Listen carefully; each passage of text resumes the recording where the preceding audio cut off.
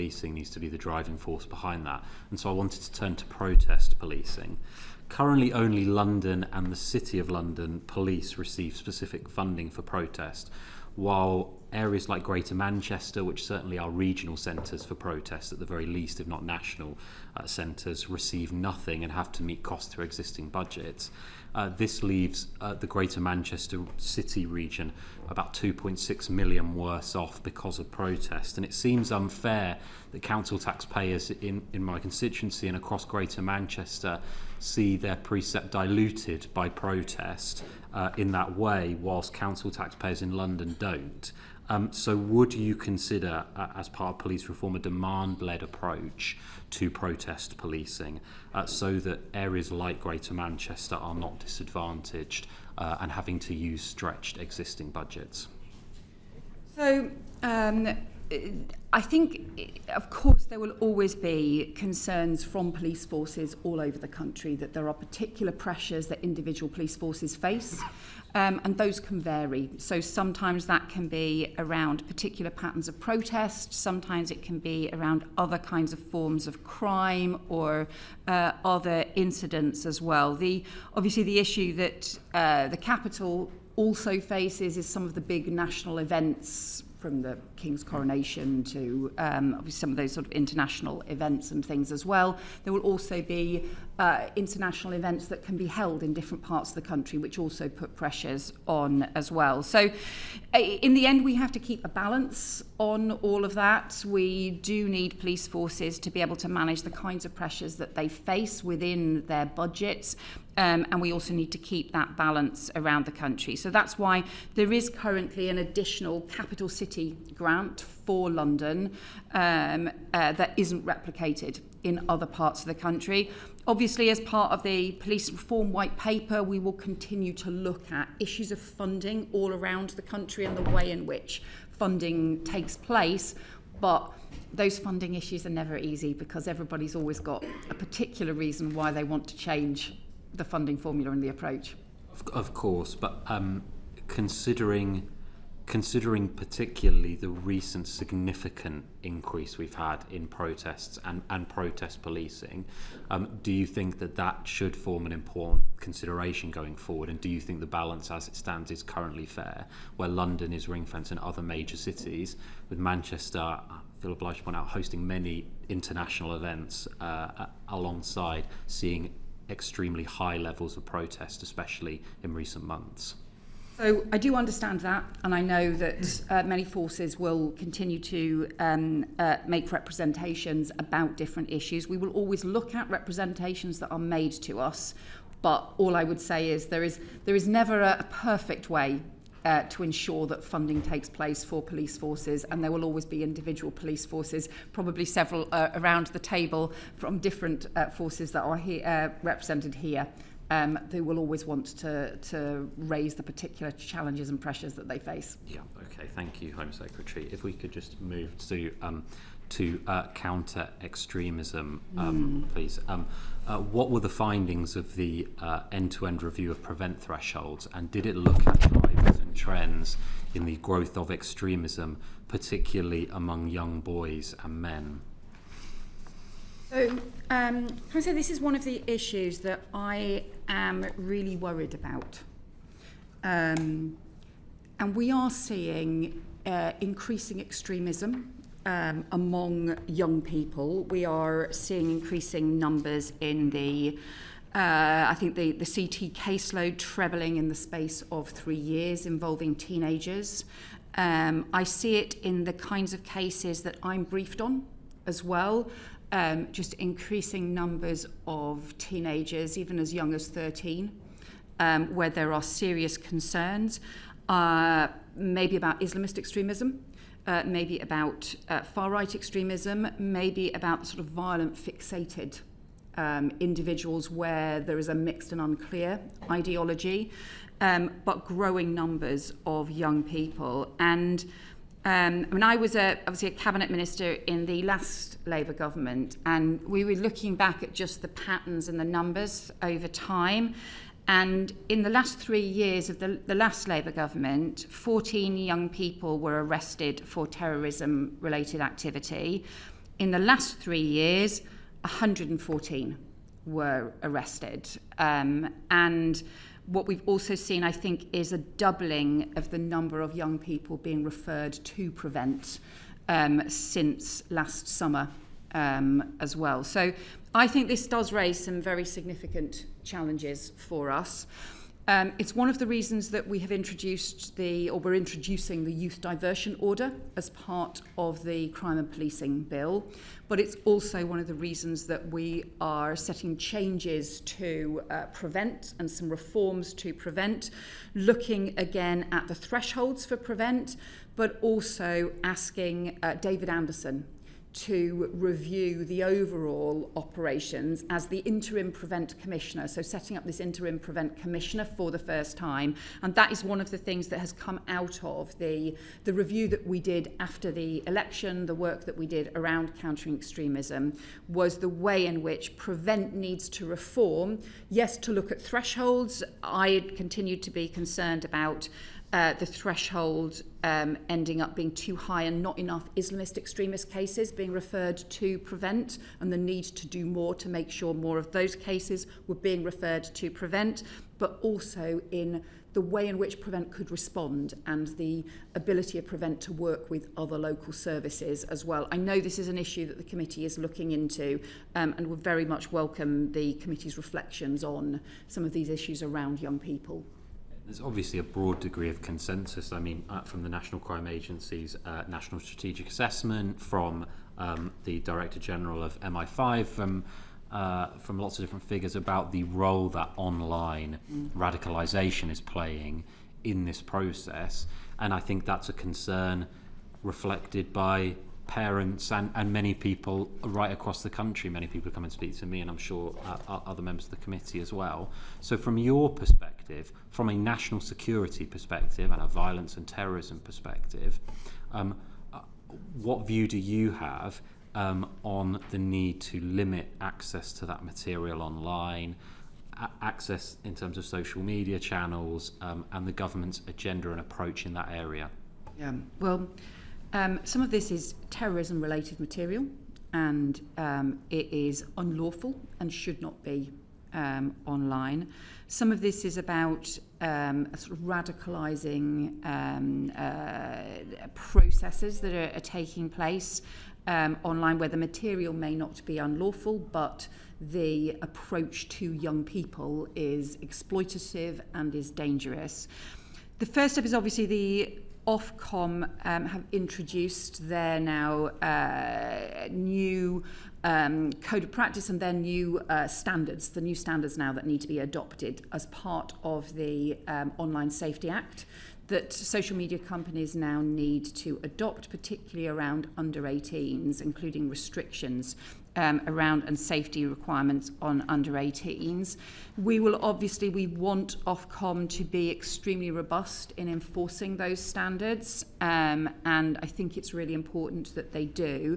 But we're also working, and there's work underway with the National Crime Agency as well, which does some of the investigations around some of the criminal networks that are operating online, because there are sometimes overlaps between, we've seen some of the extremist radicalisation networks, but also some of the criminal exploitation networks. And you might have seen the National Crime Agency talk about the con networks as well, which were pursuing the most horrendous child abuse and child sexual exploitation online as well. So what we're building and developing is stronger work across the different agencies to address this, and we will have more work that we are doing at the moment. I suppose what I'm flagging to you is this is an area I am particularly personally really concerned about, and think that the government and organisations across society are going to need to do much more.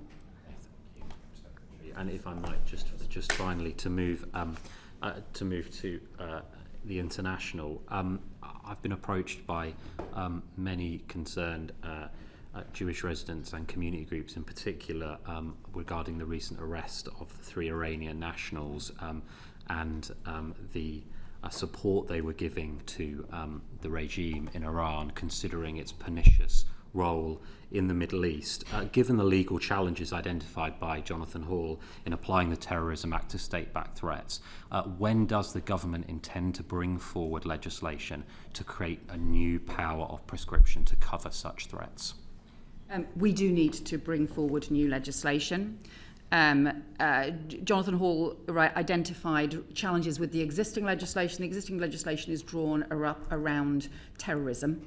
And the state threats can often look like terrorism in the impact that they have in communities, the impact that they have on public safety, but the nature of the organisation behind them, the purpose and the way in which they operate means that Jonathan Hall has made clear the existing terrorism legislation, it is too difficult to use to be able to use prescribing powers in the same way.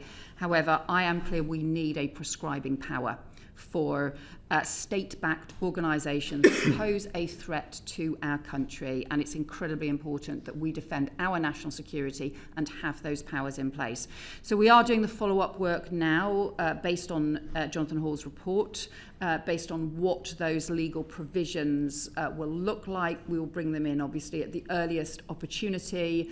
You'll know there's obviously a limit I can do to preempt parliamentary timetable discussions, but we are clear that this change needs to take place, and whether that is about Iran or Russia or other organisations or other countries that have posed state-backed threats to our country, we need to make sure we've got the powers to keep people safe. Good, thank you. Can I just ask, what is going to be the difference between the new independent Prevent Commissioner and the Counter-Extremism Commissioner? The Independent Prevent Commissioner probably is more similar to the Independent Reviewer of Counter-Terrorism in its form, and it is effectively an oversight process and mechanism to be able to look at the effectiveness of the Prevent programme. As we know, the Prevent has huge numbers of referrals each year and takes action on them, but there's never been a proper oversight or some independent person to be able to look at the decisions that they're making, the impact that that's having, and to be able to raise concerns or problems or look changes in patterns of the kinds of cases being referred to them, or changes in the way in which the Prevent programme needs to respond, or simply to say, actually, there's been some problems and some serious problems in individual cases. So we need the independent Prevent Reviewer to be able to do that in the same way that we have a counter-terrorism legislation reviewer who can play that independent role. I think the counter-extremism role as a different one, includes working with a whole series of different agencies across society on charities, on different standards around local authorities and so on. So I think those are different One's approaches. More reviewer and the other is more wide-ranging. I think, one of the counter-extremism is probably a more wide-ranging, focused outwards across the country. The independent Prevent Reviewer is about this particular programme that is crucially important to our public safety and making sure that it is there is proper oversight of it to make sure that it meets the highest standards. Thank you. And as you said, we are looking in this. We've got the new inquiry on new forms of radicalisation, so we will be looking at this. Robbie Moore. Thank you, Chair. I just want to focus my questioning on child sexual exploitation and gang-related grooming. Home Secretary, last month I met with your colleague, the Safeguarding Minister, alongside a leading child abuse lawyer, David Greenwood, who has acted on behalf of many of those victims and survivors of the Rotherham cases. And we presented a dossier to your department which outlined that they're concluding that there is potentially tens of thousands of children across Keighley and the Bradford district that have been exploited going back to the 1990s. And I hope that this has made it to your desk.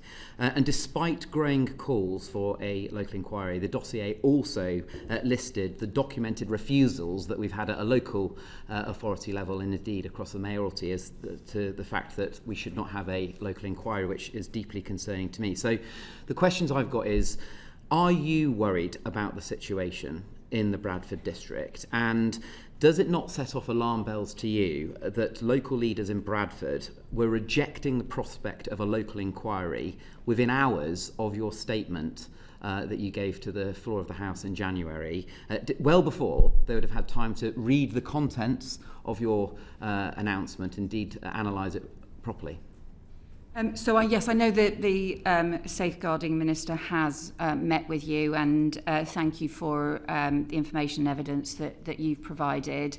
I mean, this is a truly vile crime, and I think it has really disturbing lifelong consequences for the children, the teenagers, the very often teenage girls who have been raped, abused, and just subjected to the most horrendous of crimes. And so thank you for raising those cases. And the Safeguarding Minister has also met with some victims from Bradford, as well as from other parts of the country as part of the response. Just to, I suppose, update you in terms of where we are on this. We obviously asked Baroness Casey to do the audit of the nature and scale and patterns of child sexual exploitation and abuse, the different gang abuse right across the country. She has asked for a short extension. I've obviously written to the committee based on that. We, I think, do need her audit to inform the sort of next steps and decisions around the local inquiries. We are clear that we've said from the start we would support at least 5 local inquiries. With Oldham, we are working underway already, but we are waiting for Baroness Casey's report back. So I do recognise, and the Safeguarding Minister has recognised, the particular case that you've raised around Bradford. We are waiting for Baroness Casey's report before we can take the next steps on that. I completely acknowledge that, and thank you for that response, Home Secretary.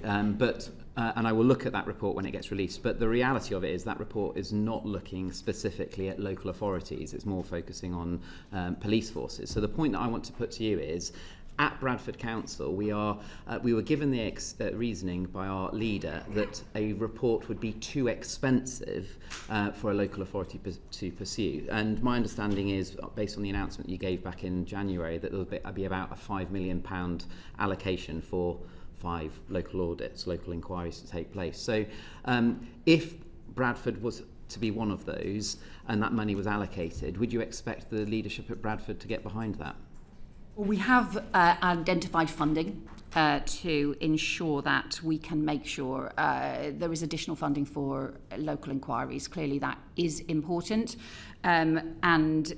Once the Casey review and the Casey audit has reported back to us, we will set out those next steps, both about how we will then expect local inquiries to be taken forward and also the funding support that we will give. Obviously, we want all local organisations and agencies, including councils, including other local organisations, to support local inquiries. I think that has been immensely important.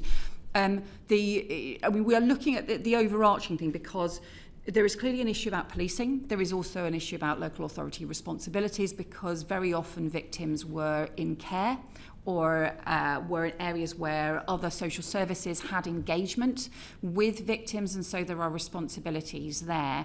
On the policing side, as you'll know, I have also always said the most important thing is to get perpetrators behind bars and to make sure that they face justice for these horrendous crimes. And I can update the committee on that, because I did ask all police forces to review historic cases.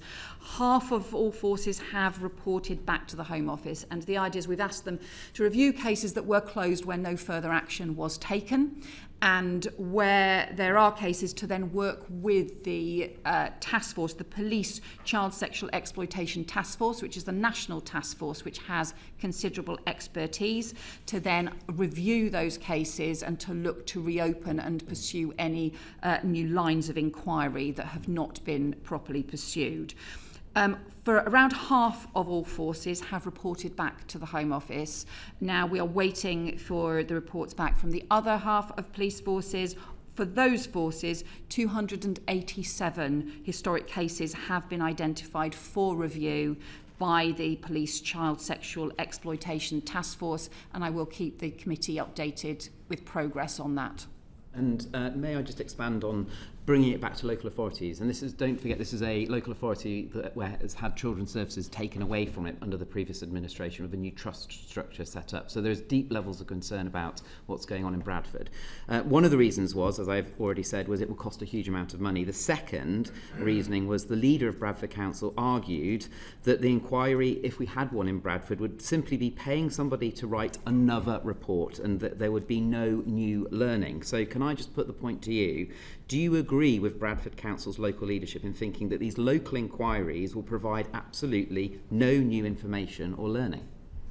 So what we found from the experience of the Telford inquiry, and also actually the if you go back into the initial Rotherham inquiries that took place, the two different Rotherham reviews that took place even back 10 years ago, one by Alexis J and one by Baroness Louise Casey, is that in different forms, and those were actually, there were three different kinds of reviews that took place. The Alexis J one, the Louise Casey one, which was under Local Government Act powers, and then the Telford inquiry, which was set out locally.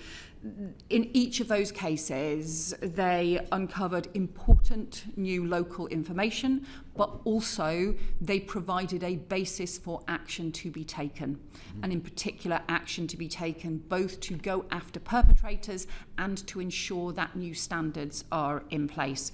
So, as I've said, we will take forward the next steps around those local inquiries as when we have the audit back from Baroness Casey, but we are clear that local authorities can play a very, inquiries can play a very important role in this process. Which is excellent to hear. The point that I'm trying to make here is local authorities are coming up with excuses. I'm absolutely seeing that within my own area of Keighley and the wider Bradford district as to why not to have one.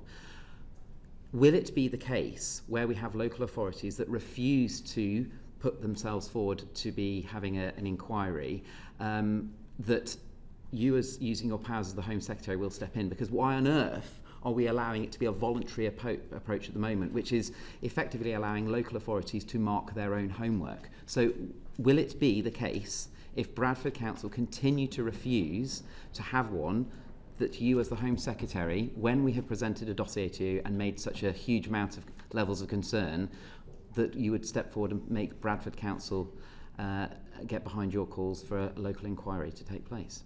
The first thing I would say is these have to be independent inquiries.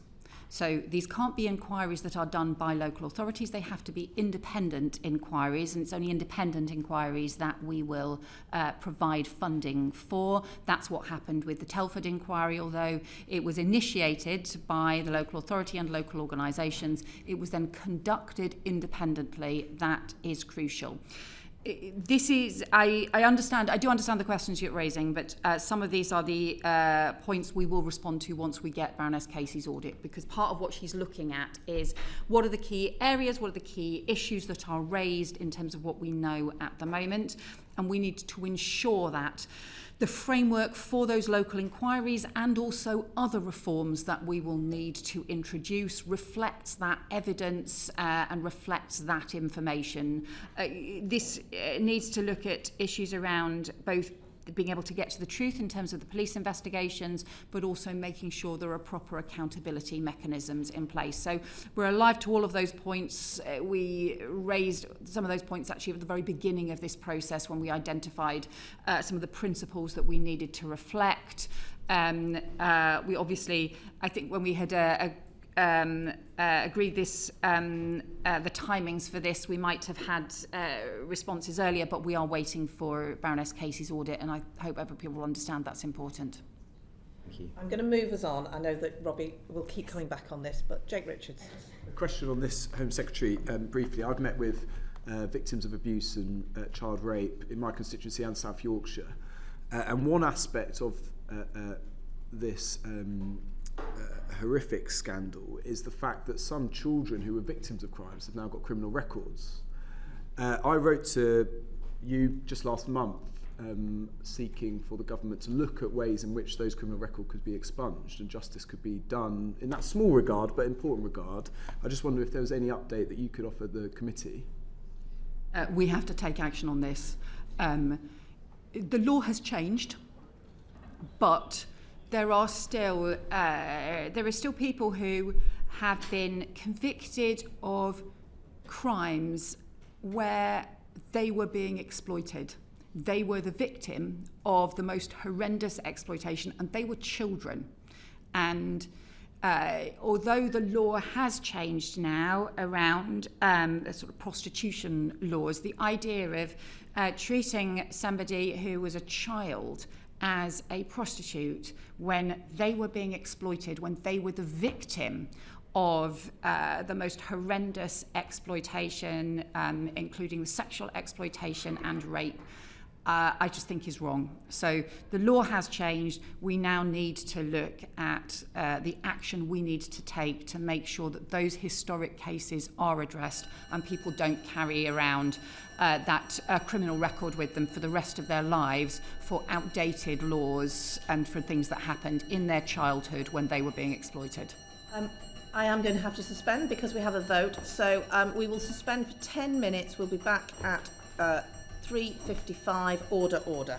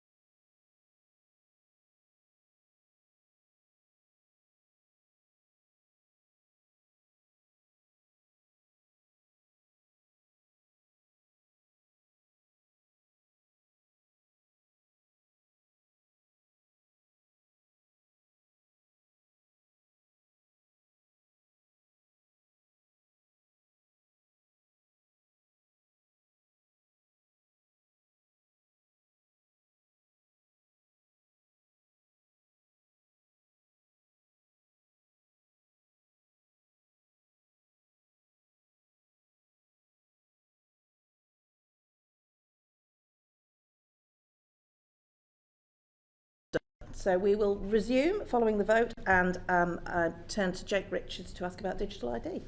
Thank you. Home Secretary, yesterday at Home Office Questions, Edward Lee, the Father of the House, said that there was now cross-party consensus across British politics as to the need for a more universal digital ID system. Obviously, the government are making huge strides in this agenda anyway. The e-visa programme, we have digital driving licences that Peter Carl, the Secretary of State, is leading on, one login, various initiatives. Is there any scope in your mind for a more ambitious cross-departmental programme to utilise digital ID?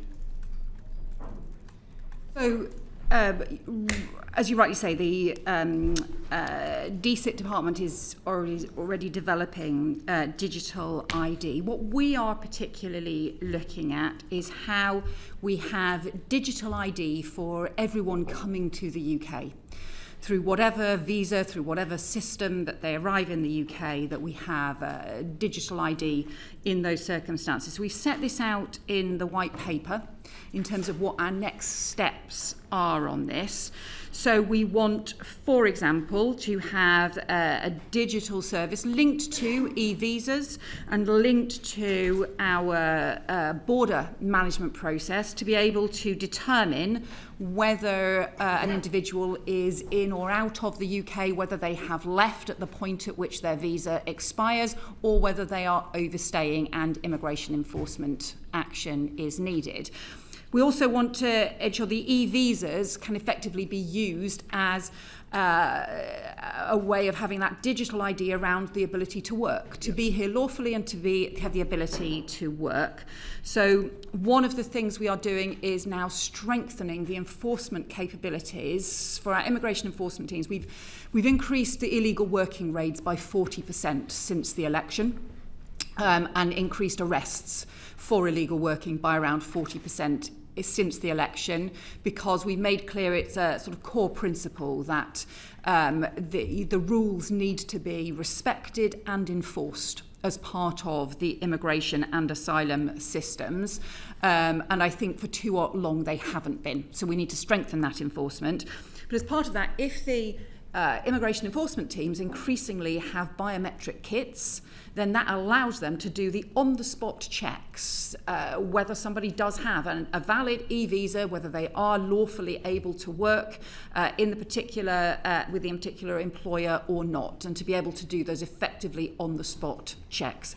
That rollout of the infrastructure, the biometric kits, is starting this year, but we do think that is an important part. It's having the digital infrastructure alongside having the ability to check it to make sure that you can get the proper effective enforcement in place. I think the white paper and your answer there, obviously there is huge potential for digital ID in terms of new arrivals and securing our borders and having an immigration system that's fit for purpose.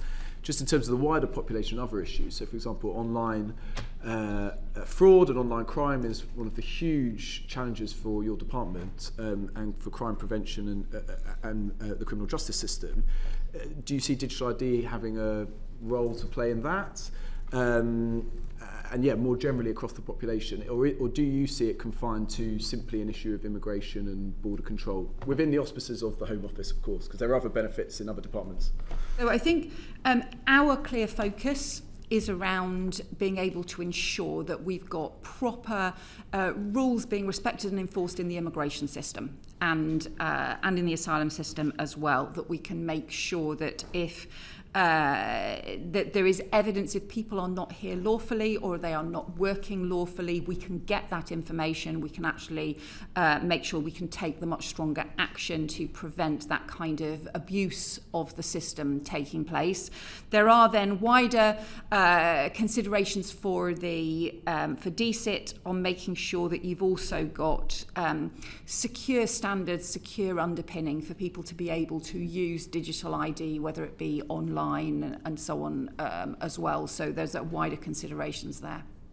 Just follow up on that. In terms of that DCIT one login, using digital ID in terms of helping customers and helping businesses interact, there is a role for the Home Office and crime prevention in ensuring that online activity as safe, whether that is in regards to child abuse that happens online increasingly and online fraud. Is there conversations going on between the Home Office and DCIT as to working together on this, or is it working in silos at the moment?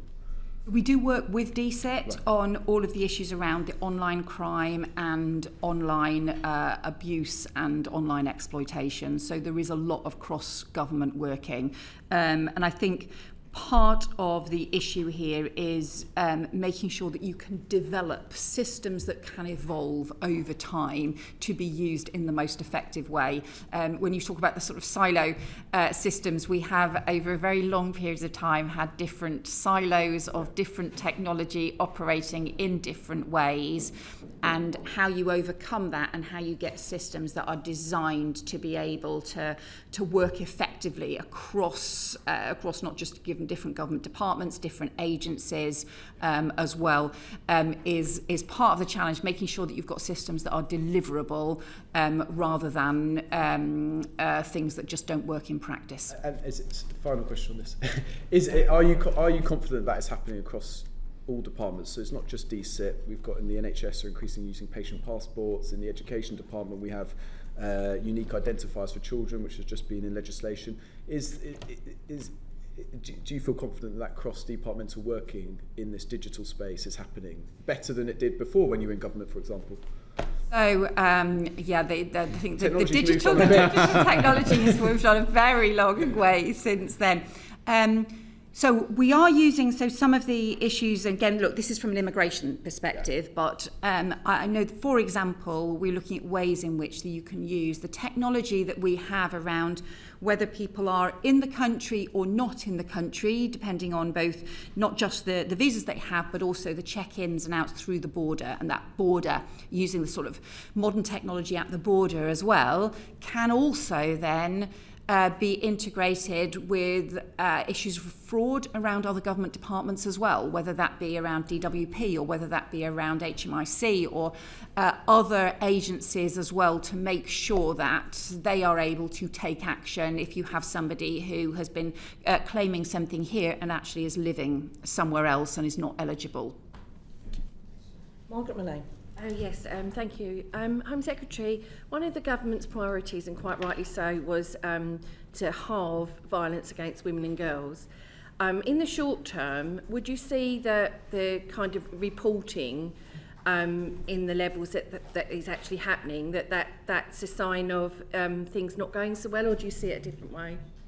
I think there's two issues. There's the actual prevalence of violence against women and girls, and then there is the reporting of it, and that's one of the reasons why we actually want more victims of crime to be confident to report their case to the police, to be able to get the support that they need. And we know that particularly sexual assaults and sexual crimes have been underreported for a long time. We know that domestic abuse is badly underreported as well. So we actually need to increase reporting as part of strengthening the response to violence against women and girls. We're drawing up a new measurement, or the ONS is building a new way to measure violence against women and girls by looking at what effectively will become a composite measure to combine the figures on domestic abuse, on sexual offences and on stalking, and to be able to measure, therefore, the prevalence of the number of people in the last 12 months who have experienced one of those crimes or been victims of those crimes. That will continue to be separate from the police reporting of the of those crimes, or the police records of the number of those crimes that are reported to the police. There is, of course, still even in survey data, there is still an issue, because actually people may still not, even in response to a survey, be identifying coercive control or be identifying domestic abuse, and that therefore building confidence in people to talk about it and to report, even in response to a survey, may also affect the responses to the survey. But I think the most important thing is, if we've got those new measures in place and we have the new Violence Against Women and Girls strategy, which we plan to take forward this summer, then we've got the combination of the ways to better measure it and also the framework to be able to take much stronger action too. Thank you. We're now going to move on to immigration and the white paper, and Chris Murray. Thank you, Chair. And can I draw the committee's attention to my register of interests and the support my office receives from RAMP? Home Secretary, I want to ask you about the immigration white paper that you published a fortnight ago, which is one of the biggest changes in British migration policy for a long time. You have said you're committed to lowering net migration, but on violence against women and girls, you've set a target. On knife crime, you've set a target. But on migration, you haven't. I want to ask you why that is. And the Migration Advisory Committee have said that their view is that it's not just the aggregate number of migrants in the country, it's the different types of migration you get. Do you agree with the MAC on that? So I think, look, the starting point is we've got a history in this area where I think confidence has understandably plummeted. There have been a lot of promises made to people across the country about what would happen to net migration under the previous Conservative government, a lot of promises that were made about what the impact of the new Brexit agreements would be, about what the impact of government policies would be on net migration. And actually the opposite happened. So we saw net migration quadruple in the space of just 4 years, in a period in which the government had made a formal commitment to bring net migration down. I think, therefore, we're not going to take that approach. We're not going to do things that just undermine confidence further. We're going to instead just take practical steps, step by step, as we set out in the white paper.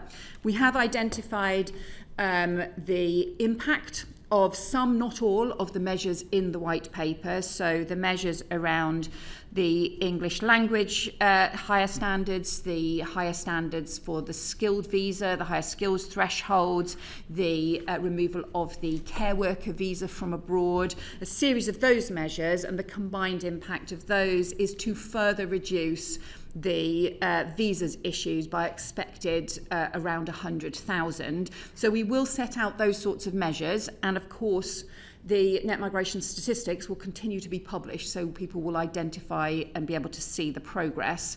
But I think the confidence issue is an important one in terms of not setting specific targets that end up undermining that process.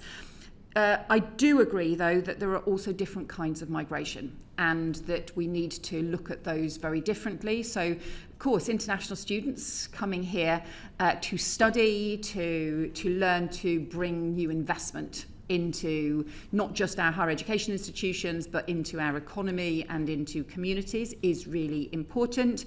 And we will always want to benefit from the highest levels of global talent. But the scale of increase that we had in the social care visa, for example, meant we had huge exploitation as a result, and it meant that too often employers were ending up driving a big increase in overseas recruitment rather than dealing with issues around skills or pay and conditions here in the UK, and that's really damaging actually for the economy as well as for the immigration system and for confidence in the immigration system. So it's right that we have a different approach for different kinds of migration, for different skills levels, for the different impact and so on they have, but also why we do this within a broader framework which says the objectives of the Immigration White Paper are to bring net migration down, to restore order and control to a system that had become really chaotic, and also to make sure we can better link the immigration system with the skills and with the economy, the domestic expansion of the domestic skills and the domestic workforce that we need. Okay, thank you for that answer, Home Secretary. I mean, I just want to pry a little bit on that confidence issue, because if you're saying that the reason you don't want to set a target on immigration is because of public confidence, that sort of implies that you know what the target is, but you just don't want to be clear with the public about it, because if you miss it, that may damage confidence. So is that true? Have I got that right? And if so, doesn't that also read across to your other targets? So if you miss the target on violence against women and girls, for example, won't that damage confidence in that system too? Well, I think there's a particular issue about confidence in the immigration system, and really frankly quite understandably, because the way in which those numbers shot up in such a short period of time. I mean, I've described this as I think this really was a sort of free market experiment in which effectively employers were encouraged to recruit from abroad, including being given a 20% discount on the wages that they were able to pay for people who they recruited from abroad below the going rate, which makes no sense at all, because that applied to shortage occupations, where it may well have been that in those shortage occupations, part of the answer to preventing them being shortage occupations would be to actually pay people properly and to increase pay rather than to have a 20% discount. At the same time, as there were no requirements to train here in the UK. So I think there's a particular challenge around the lack of confidence in the immigration system, which I think is different from the approach to Violence Against Women and Girls, where we're trying to drive the whole system and different organisations and agencies to feel part of that mission as well. And then I also think it also reflects back to the other point that you made.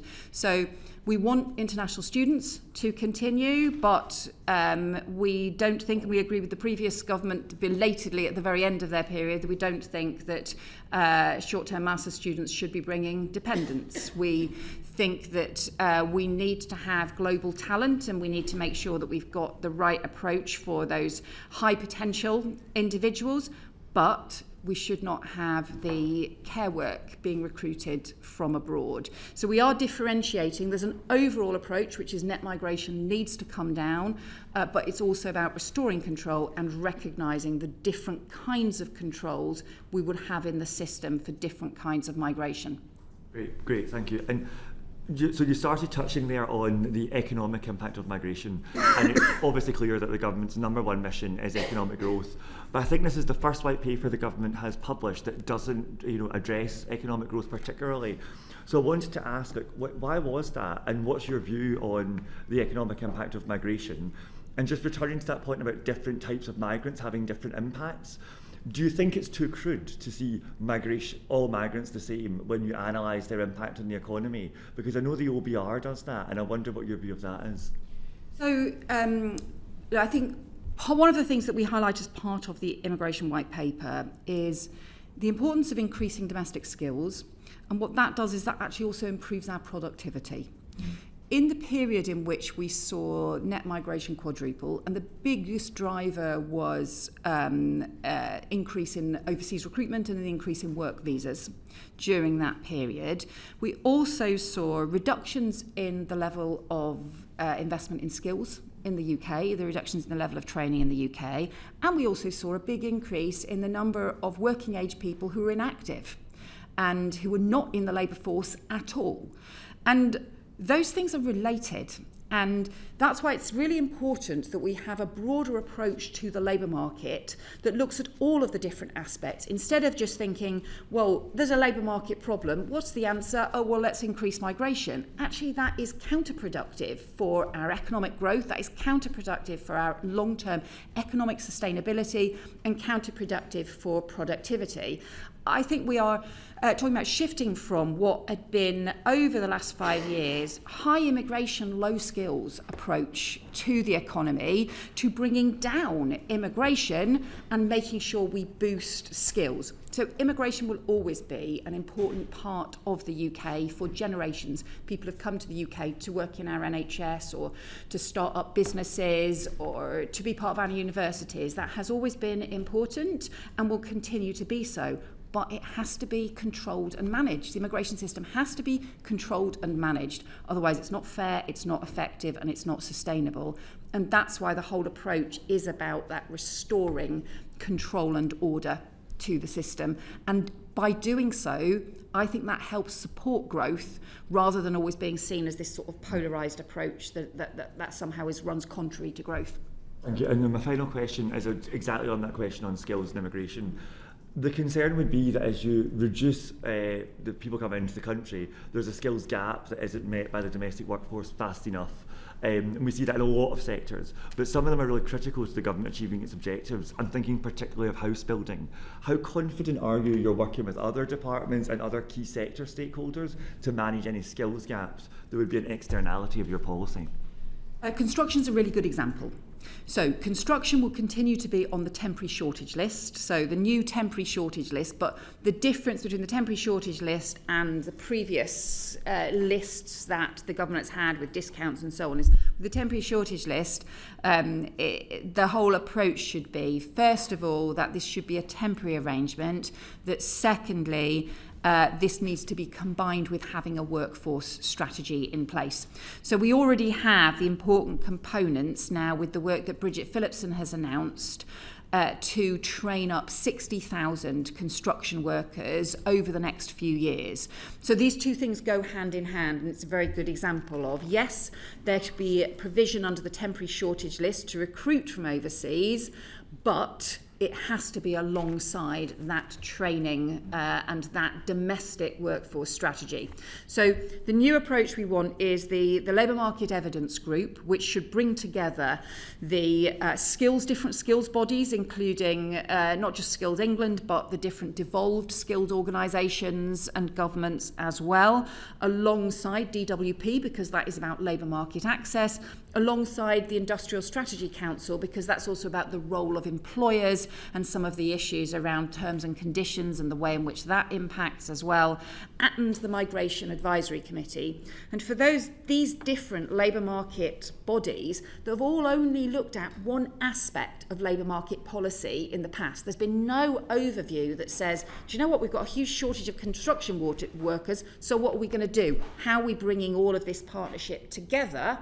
And to properly bring that together with the Labour Market Evidence Group, for them to then identify what are the key priority areas that we need workforce strategies drawn up, and then from the MAC, from the point of view of the immigration system, to say, okay, are these workforce strategies being met? Are they drawn up? Are they adequate? And what does this mean in terms of whether an occupation should go on the temporary shortage list and how long for? So that allows then for occupations on the temporary shortage list to be capped or to be time limited, and to have those additional controls and safeguards in place. Great, thank you. And on that topic, Sean Davis. Yeah, Home Secretary, given that it takes many years to train skilled workers, isn't there a danger, and talks to the trust point that you made quite rightly, I think, in your earlier answer to my colleague, that actually the temporary shortage list just becomes a loophole, that the system decides that temporary means semi-permanent for years ahead, and what mechanisms and oversight will you and the department, the wider government, make sure that that is not the case, that in years and years and years from now, as it was temporary, still isn't classed as temporary? Yes, so we've already, as part of the immigration white paper, identified a series of occupations that will be taken off what used to be the immigration salary list, which we're abolishing and replacing with the temporary shortage list. The number of occupations on the temporary shortage list will be significantly lower than the number of occupations currently on the immigration salary list. I was flicking through to see if I had that number in front of me, and I don't, unless I haven't got the number in front of me. We can, someone can remember, we may find it in our notes and be able to tell you the expected reduction in the number of occupations that are on the list. So we'll be reducing those number of occupations, but then it has to be linked to the workforce strategies for the future. And part of the thing that the Migration Advisory Committee will do when they're assessing what jobs should go on to the temporary shortage list will be to do an assessment of, is the workforce strategy working, is it being pursued? There isn't a solid definition of temporary in time, measured in time. So that will vary from occupation to occupation. So clearly, if you have something where the training period takes a long time, that will be different from something where, yeah, there may be some additional needs for training, but to be honest, you could do the training in 2 months. And so there will be a difference in, therefore, the approach taken to different occupations.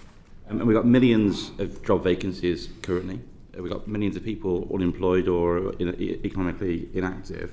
What happens if you just simply, and British business say to you as the Home Secretary, we just simply cannot get the workforce from Britain, and there is a temporary arrangement that's coming to an end, and we simply can't do it? Will that then be moved from the temporary shortage list to more of a permanent solution? Will the system be that agile? So the approach is that the skills threshold is being raised. So the skilled worker visa would apply to graduate level jobs. Understand. For below graduate level jobs, they will only be able to go on the temporary shortage list if they are effectively the critical areas, for example, those that are critical to the industrial strategy or something like construction.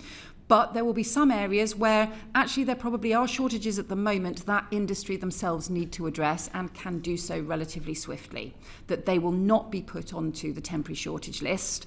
And the employers and that sector needs to respond and adjust, because we're actually trying to get the economy to behave in a different way here, and to make sure that we've got the level of investment in skills and training that we need, but also put proper value on certain jobs that it just may be about the shift patterns that are a total nightmare. Well, no wonder you can't recruit people to be able to do those jobs, because the kind of shift pattern makes it totally impossible to drop the kids off at school, or makes it totally impossible to live your life, or is not understanding the need for employers to be able to respond. So there will be some jobs and some occupations where those will always be constraints and will always be difficult, but there are others where we want employers to be able to adapt. And I think the thing that's been interesting in the reception of the white paper is actually how much there's been a sense of employers also want a high-skill economy. Employers also want to know that they are not being undercut by other employers who are just actually ending up breaking the rules or ending up not doing their bit as well. So I think across the economy, I think there is a strong commitment to us being a high-skilled economy, making sure we get the highest skills and talent from all over the world that we need, but also making sure that we're bringing net migration down and we're focusing on the training here in the UK. Simon has kindly checked out the number and says it's up to 180 jobs and occupations that have been removed from the immigration salary list that won't go on to the temporary shortage list. Okay, so just two very quick questions. One detailed, another kind of more principle. So I declare my interest as chair of the APPG for the event sector. Does a 28-day visa to allow workers and visitors into the country for business fit into your definition of controlled and managed migration? So the net migration figures are for people coming to the UK for more than 12 months. So there are obviously already a series of different temporary visas and arrangements for businesses, for example, who want to people want to come for business meetings, for example, in the UK as part of international trade. It's really important that you can continue to have those sorts of meetings that you've got where you've got trade arrangements and so on, contracts that cut across borders and so on. So there's always been those kinds of arrangements, and those kinds of arrangements. Some particular concerns, I'll take that offline. And then the more broader question, which is, I expect what your answer will be, but I'll ask it anyway. Do you think that we should look at how other countries organise the difference between illegal migrations, which sits with the equivalent of the Home Office, and legal migration, which normally or can sit with the business department to see as an economic growth? Do you see that there are arguments in favour of that, particularly given that in the public opinion, often the two things are mixed together? You're right that people can often link the different things, but actually I think people also have different attitudes to different aspects of legal and illegal migration. I think the strongest concerns that people have is about illegal migration. The strongest concerns people have are about dangerous small boat crossings that undermine border security and put lives at risk.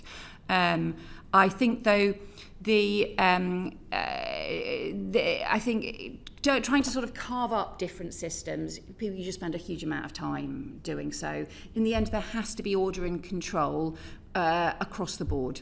And making sure that there is order and control in the legal migration system is also about how you make sure that the rules are enforced. And that means identifying where there is illegal migration as well. And I'll give you one example of where I think these are linked, where we are taking now stronger action, is we have had increasing evidence of visa misuse and of people who are claiming asylum at the end of their visa, even though nothing has changed in their home country in that period, or different kinds of visas suddenly being used for a surge of asylum claims, even for countries that is not justified for. So we've already taken steps to tighten restrictions to reverse the loosening of rules that had taken place under the previous government for countries like Jordan and Colombia, where we had seen a big increase in asylum claims as a result of some of the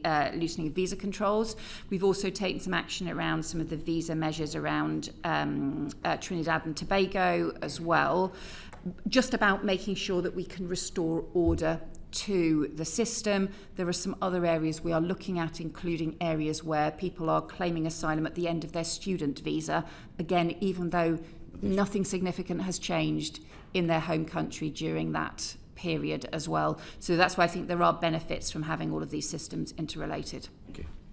Robbie Moore, and I'm conscious we've got just over a quarter of an hour, so if I can urge brevity, please. Okay, fine, Chair. And one of those areas which has drawn particular attention is the role of care workers. And I just want to build on the point that from the announcements to do with the changes of overseas recruitment, the Home Office are expecting the impact to be about 7,000 on approximate numbers with care workers. I was just wondering how many care workers have previously been displaced, have been successfully rematched, as you're aware, with new care roles. So I don't have those figures in front of me. I don't know if we have them. The We might precise have number to in front of me. write to you Okay. with that. What we've obviously had set up is a system where those who came to the UK on a care worker visa, and then it turned out actually the sponsorship of that care worker had to be revoked because actually they weren't meeting the proper standards, they didn't have proper checks in place, sometimes the job just did not exist, were then set up as a pool system so that they could be recruited by other employers rather than other employers continue to recruit from overseas. So that system does exist, and I will write to the committee with any figures that we have on those. Thank you, and we would appreciate that. And just finally, just on this section, was what advice or what is the government looking at doing if care providers can't fill these essential roles? So care workers for a transition period, the employers will continue to be able to recruit international care workers who are here already on an alternative legal route. So those who are already here legally, who have permission to work, will be able to then get care worker jobs and to transition onto a care worker visa. So we will continue to do that as a transition period, but there's part of that we then also have to implement a fair pay agreement to be able to ensure that there is a proper strategy for supporting care workers in the UK and for making sure that we can have domestic recruitment and value people who are doing really one of the toughest jobs that there is in the country. And as part of the decision to try and bring out a strategy that's reducing the inward migration of about 7,000 for care workers, has there been any impact assessment, fiscal impact assessment on the cost of care on those care providers that they find gaps of not being able to keep that level of recruitment going with the new announcements that have been made? So we think that the care industry will be able to recruit from the those who are here lawfully, whether that be UK residents or be international people who are here from overseas who are already here lawfully. So we think they will be able to do that and to meet their recruitment pressures that they face. But we are working with the health department on this. As we introduce different changes through the immigration rules and through legislation and so on, as the different parts of the immigration white paper, we will then also produce further impact assessments and so on. But we've obviously set out as part of the annex to the white paper some of these provisions. Okay, fine, thank you. I want to spend the last 15 minutes on illegal migration and the asylum system, but very quick point around the Ukrainian scheme. Concerns have been raised about what will happen come the autumn when the 18-month extension will start to be just 12 months, and the risks there will be for children getting into schools, taking up jobs, etc. I wonder if you could look before the summer recess at whether there can be some certainty given to Ukrainian refugees who are here on that visa system. Yes, we are continuing to do that. I think it's very important that particularly that academic timetable for young people is taken into account. So I am very conscious of that and ensuring that we recognise that as part of the continuing support for the Ukraine scheme. Thank you. So if we can move on to illegal migration, and Chris Murray is going to lead off on that, and then Paul Kohler is going to come in on the asylum system. Thank you. Home Secretary, 10 years ago we didn't have small boat crossings, but now they're one of the biggest challenges your department faces. What's changed in the interim is we don't have the Dublin system. There's no mechanism for the Home Office to send back people to European countries where they should be. So my question is, are you looking at ways to work with European countries to strengthen that? And can you tell us how many gangs you've smashed so far? So there's a series of factors, I think, behind what's happened. We've seen this big increase in small boat crossings over the last. You go back to 2018, and it was barely a handful. And since then, an entire criminal industry has taken hold along our borders with networks, including supply chains that spread right across the... I want to be really specific about international cooperation on this issue, sorry.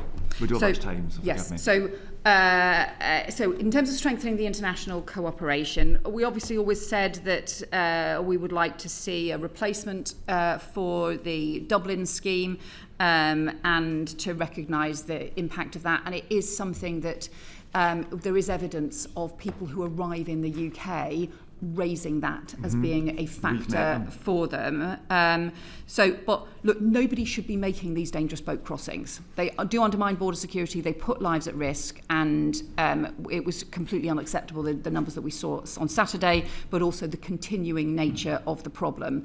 The central focus of the cooperation that we are building at the moment, particularly with France, is their agreement to change the law about intervention in French waters, or to change their rules about interventions in French waters. They have a maritime review underway at the moment. We are very keen for them to implement that law change as rapidly as possible.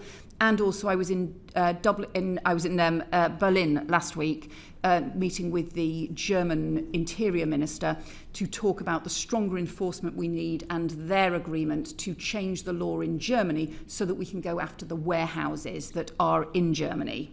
Would you see a return to Dublin as an option for the Home Office? Is it something you're pursuing, given when we had it before we didn't have small boat crossings? So we have always said that we would like to see those sorts of arrangements and the replacement for that kind of arrangement. We obviously need to make sure that we've got a system in place that is workable. You also referred to the impact in terms of the gangs. We do. There is information that will be released later this afternoon about an additional set of arrests that have taken place in the UK, led by immigration enforcement, into a criminal gang network that has been running both illegal entry and also illegal working and facilitating illegal working, and we can send you those further details because we have substantially expanded the work that the National Crime Agency is doing, the work that the Border Security Command is doing, and the work both here in the UK. This particular example today is about a gang that has been operating based from here in the UK, but we also know there are particularly Iraqi Kurdish gangs and other gangs that have been operating in northern France that we're cooperating both with France and with Germany and with Iraq and the Kurdish regional government to be able to pursue those gang networks as well. When I asked that question, I did not expect you to say you'd smashed a gang today. So that's very interesting to hear. One final question from me, which is a lot of the people who come over in small boats end up in these asylum hotels, which are so controversial. They have cost the Home Office £7 billion over this contract. They are creating huge issues in local communities, and it's actually quite difficult for some asylum seekers themselves. Moreover, it is overseas development assistance. This is money the UK says we want to send to the poorest people in the world. We had the providers in, and they told us that they have only been penalised 3% of the time, and they've only paid £4 million out of their £400 million in profits. Now, you have a break clause coming up in these contracts next year. Please tell me you're at least considering breaking those contracts, or at least substantially revising them. Well, we've inherited these contracts. I recognise it was all inherited. I am concerned about the level of money that's gone into these contracts. Also, look, the scale of the backlog that we inherited. We need to end asylum hotels altogether. Some of that is about bringing the whole backlog down, being able to clear the decision making. We have. To interrupt, we're going to come into some questions So on the sorry, asylum I'll come back to backlog. that. No, it's Yep. absolutely fine. I'm just conscious of So time. in terms of the management of the contracts, well, we've introduced tighter conditions of the contract. I think you have Minister Angela Eagle giving you more evidence on that, who can talk through some of the details of that. You'll know that we have been taking action to remove one of the suppliers, Stay Belvedere, from the supply chain as part of the tighter contract management. We'll keep all contracts under review, but I think the core issue we have to do here is bring the overall numbers down in the asylum accommodation system. Sean Davis. Points just on the provider question. We had the National Audit Office brief us in the report. We've also had the providers themselves who said they've put tens of millions of pounds aside to pay back to the Home Office through excess profits. Why on earth hasn't the Home Office taken that money back and used that money for the priorities of the British people? So we have already taken a series of steps since the election to drive better value through the contracting process. We're saving hundreds of millions of pounds already since the election, both compared to previous years and also compared to the plans that we have inherited as a result of those changes, and are also looking at further changes in order to be able to drive those costs down and to be able to get better value. I absolutely appreciate that, Home Secretary, but we had providers in front of us who said that they've literally put tens of millions of pounds aside and they haven't paid it over to the Home Office because the Home Office haven't asked yet. Yeah, so this is the profit share mechanism. We can go into the detail next Tuesday with Dame Angela Eagle. But essentially, we're doing the audit of the money at the moment. And once we've been through the audit, we will request the money that is due. And one final question. This is clearly a huge issue for the electorate, for constituencies. Is it not time now for a radical solution around the application of the European Convention of Human Rights, and whether or not we really need to look differently at the interpretation of that convention, or completely disapplying ourselves from it in part, either on a temporary basis or on a permanent basis? So, interesting, compliance with international law has already helped us get new agreements in place with France and with Germany to help tackle some of the serious problems with the criminal gangs operations that we face. So the agreements with France, as you may know, the previous government tried over about a 6-year period to get the French government to agree to intervene in French waters, and at each stage they would not do so. They have agreed to do that now, but part of the way in which we have been able to build up that much stronger cooperation is also by saying we recognise we will continue to comply with international law. Similarly with Germany, with their ability and commitment to changing the law. So, however, we also need to look at the way in which laws are being interpreted. So, as we put in the immigration white paper, there are areas, for example, where the system around family migration has become so complex. The proportion of decisions being taken as exceptional, often under interpretations around the ECHR, around particularly Article 8, end up being about 30% of the cases. Well, that's not exceptional, that is a much broader proportion. So, but that reflects some of the complexity of the system and the overall system and the way in which the decisions have been based on a series of court decisions as opposed to having a clear framework set out by Parliament that then can be much easier for the courts to interpret and much more reflect what I think the public would want to see. So we are looking at that. We are as part have of to it. move Sorry, on. It's all right. Chair. I realise we've got 5 minutes and Paul Kohler has got questions on the asylum system. At last. As you mentioned it, Home Secretary, I refer the committee to my register of interests. One of my donors, Saffron Adam, had an interest in Stay Belvedere. There are something like 250,000 asylum seekers in the system at the moment. I know you inherited this backlog, but when are you expecting to clear it?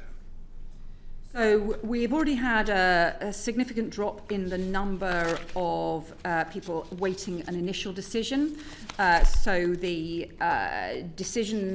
we've speeded up decisions very substantially since the election, including speeding up the initial decisions, including also taking action as part of the Border and Security and Asylum Bill to introduce statutory timetables for appeals.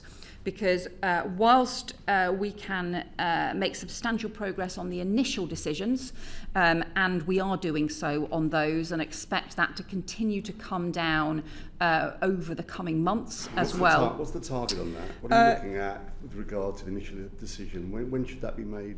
By what time? So I was just scrolling through my pages that maybe that excellent. The number with initial decisions are more than double those in the 3 months before the election, in the period of January to March. We're going to continue with that high level of decision making, and that should bring the initial decision making down. There's obviously a certain point at which the process, it just becomes the number of people, the time it takes then for process decisions to go through the system. Though? What's that target to make an initial decision? So, what's the time target, the duration? So we expect over the course of this year, and certainly over the course of the next 6 months, to lead to a very substantial drop in the level of initial decision making, or the backlog on initial decision making. But if we don't have this legislation go through on the appeals system, then we will still end up with long, unacceptable delays in the system. So we're introducing the statutory timetable for making appeals decisions so that we can also speed things through, both for initial decisions and then to have the appeals decisions also speeded up as well. I'll answer my question, though, about a target for the initial decision. Do you not have a target for the initial decision? So at the moment, we are still working through a backlog of cases that have been in the system for a considerable amount of time. And as the Home Secretary was saying, there'll always be a level of what we call unworkable cases in that system, people who are up for trial or something. So until we have got through that backlog, which will be of longer cases, and we've still got about a third of cases that have been in the system for longer than a year, which goes back to the delays last year through the IMA. We need to work through all of that in order to then establish the rhythm and whether or not we're going to put some sort of target service level agreement around initial decisions. The backlog's down to 79,000 in the most recent figures. Actually, it's continued to fall since then. Those are the most recent published figures, and that in itself was a 13% drop on the previous quarter. So that's the pace at which we're making decisions at the moment. We will continue to make initial decisions at that current pace, but we also need to make sure that we speed up the appeals as well. I understand all of that. Why are you resistant to actually declare that you have a target for the initial decision to be made? Or why is that so difficult? You're going for a target for appeals period, so why are you reluctant to give me a timetable? How long should it take for the initial decision to be made? Look, well, so part of the reason for that is because the new system, we are going to set out further reforms to the asylum system, but one of the things that I have always been keen to do is to have a system for fast-track decisions and appeals, so that for people, if people arrive from predominantly safe countries, actually they shouldn't be sitting in the asylum system for a long time at all. We should be able to take those decisions really fast, be able to take those decisions, make sure that they go through the appeal system really fast, and then also make sure that they are returned really quickly as well. So that would mean a fast-track system alongside the main asylum system. I think that would be really important in terms of making sure that the system is fair. That will require legislation in order to be able to do that, as well as new system design. So part of the reason, I do understand the question that you're asking, but part of the reason is because I actually think there should be faster tracks for those cases so that we can get those through the system really quickly, really within a matter of months. And when are we talking about this legislation? I understand the reason why we need such fast tracks. What are we talking about? So the first phase of legislation that we've introduced in this area is the Border Security Act. That obviously brings in the counter-terrorism powers in terms of tackling the small boats and the criminal gangs. does also include some measures around this, including the statutory timetable on appeals. We do want to bring forward further legislation. We will announce further measures on this as soon as we are able to, and I will update the committee as soon as I can. I'm very conscious that we have just overrun the time we had. I realise that because we had an hour of voting, we lost quite a lot of the time, and we have many, many questions we'd like to put to you, Home Secretary. So I hope we can invite you back again soon. Thank you very much for coming. Thank you to the committee for your questions. Order, order.